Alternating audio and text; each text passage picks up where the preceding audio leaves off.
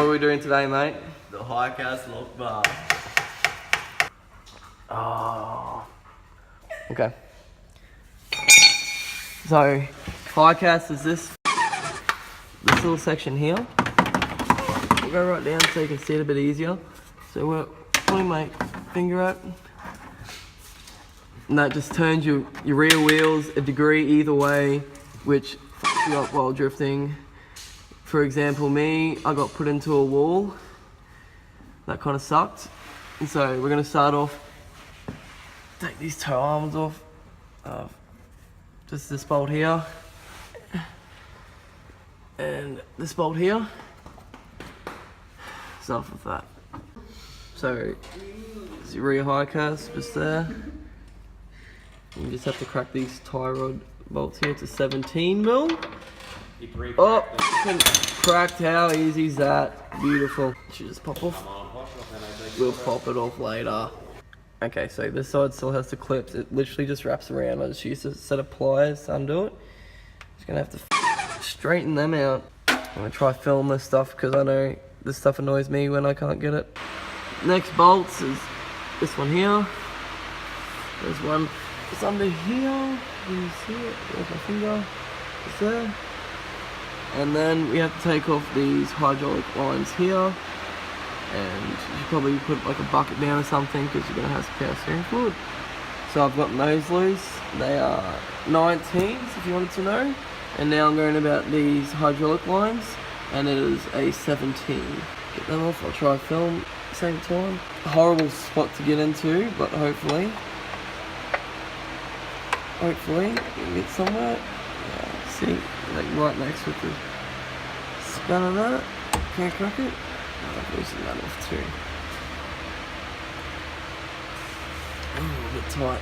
I'll come back to when I've gotten it loose. Okay, I don't know if this is the easiest way, but I'm just putting the spanner up there and I'm just hitting it with my hammer. Just there. And that seems to be the easiest way to crack them as well. Okay, so after like a good solid hour and a bit of me like kicking myself trying to work out how to do this, I worked out that these don't just pop off like in other videos.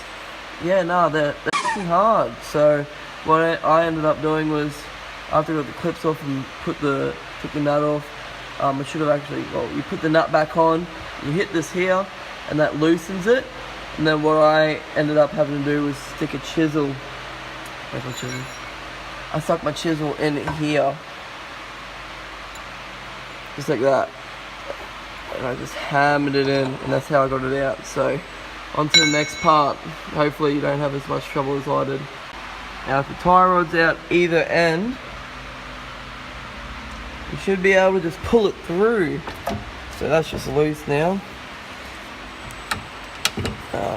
Get these hydraulic lines out just there.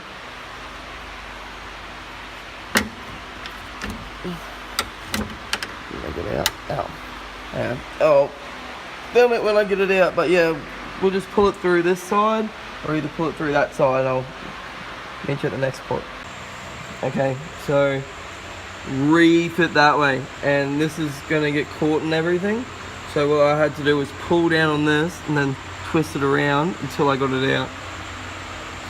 So to get the tie rods off, I use 2 shifters here, one there, and then the other tie rod was here to get, put that one on there to get the other side off.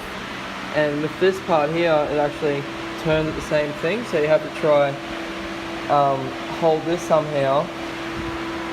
And what I've done is just hold a spanner on there, just with the TIG, to get this side off. So hopefully that will work now.